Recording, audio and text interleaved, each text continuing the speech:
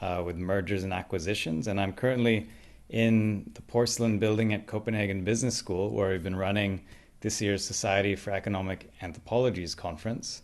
And I'm with Morten Thaning, who is one of the co-conveners of this year's conference. But interestingly, not an economic anthropologist. He's a philosopher. And so one of the questions that we do on this podcast quite a lot is, what does economic anthropology mean to you? And I think I'd be fascinated more to hear your perspective on what value do you see in our subdiscipline and the conversations that we've been having here today? Yeah. So the value I see in economic anthropology inevitably goes together with kind of the limits I see in my own discipline. So philosophers, they like to, if it works, they're good at clarifying things by making sharp distinctions and by, in that sense, clarifying different conceptions of rationality in economics or utility or value. But what they're not so good at is to see how these distinctions are complicated inductively by how when they're actually lived. And that's what I've found of great value in economic anthropology is how, how these distinctions, I mean, in a way, it's like reading good texts also in philosophy. A good text by an economic anthropologist challenge me to refine my concepts, basically. And I think that's of great value because there's this tendency to be caught up in pre-given universals in philosophy, and that's to a certain extent that's also what's good because it gives you an overview and it gives you kind of clarity, but refining the concepts, I think that's actually what I think for me is of great value, and that of course also means that to some extent I do view the work of economic anthropologists to a certain extent as case stories, in the sense that they challenge, or either they exemplify, but what's interesting is they never only exemplify, and I think that's what makes them more than case stories. They never only exemplify. Something always happens to the universal categories once you read closer into the accounts or the articles and the books I read by economic anthropologists. And I find that quite fruitful. And at the same time, there's not, which philosophers hate, artificial methodological constraints, which economists will have or psychologists will have. You're only dealing with the inside, or you're only dealing sociologists, that you're only dealing with, you attempt to objectify into groups. Anthropologists have this more undogmatic in a way, and that fits with philosophy methodologically. So in that sense, the undogmatism coupled with the inductive method, I think that's quite neat.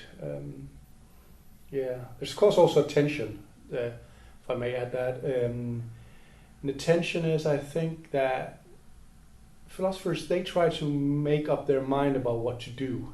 What should we do, basically?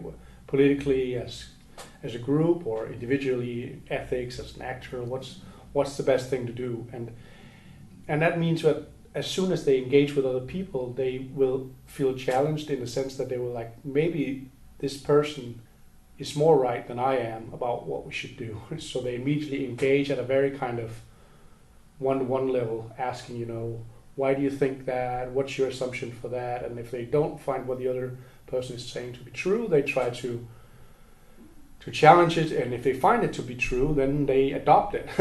And I think that's at some level at least different from anthropology, because it's not as the contact with others are not as direct. I mean, they're still kind of an object of study, is my sense.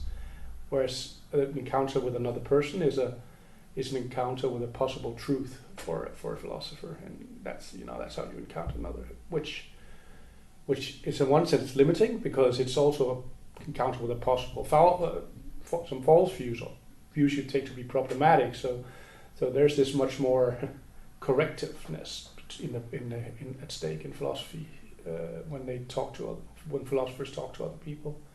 Whereas in anthropology, at the same time you have more respect, but then that respect also maybe sometimes means that you there's some questions that you want to ask, or there are some challenges you want to make, but you cannot make them, or you have a harder time making them because your methodology kind of pushes you away from that. So. Yeah, mostly trying to open up space. Yeah. Rather than go into this. Yeah. More, is this correct or is this not correct? Yeah, which is I think is very helpful, because, of course, what do you know about correctness before you know about the world that the other lives in? I mean, that's again a useful corrective to the too easily normative attitude of philosophy. But yeah, I think